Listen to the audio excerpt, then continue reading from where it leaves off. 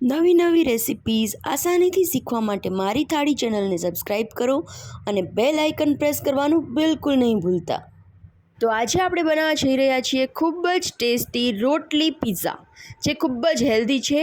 તો મેં રોટલી ફૂલાવેલી લીધી છે અને તેનું પડ જે છે એ છરીની મદદથી કટ કરી લીધું છે. હવે એ પડ ઉથલાવીને અંદર ભરપૂર ચીઝ નાખીશું આપણે. પછી એ પડને બંધ કરી દઈશું અને ઉપર આપણે પિઝાનો સોસ લગાવવાનો છે, ટોમેટો સોસ લગાવવાનો છે અને ઉપર ફરીથી આપણે ઘણું બધું ભરપૂર ચીઝ ખમણવાનું છે.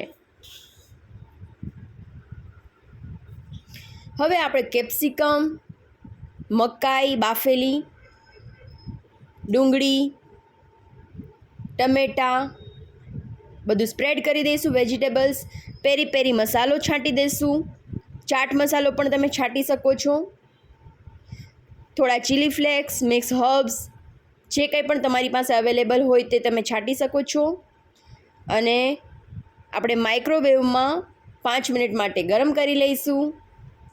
આ તમારો રોટલી પિઝા એકદમ રેડી છે. આ ખૂબ જ ટેસ્ટી બને છે, તો જરૂરથી ટ્રાય કરજો.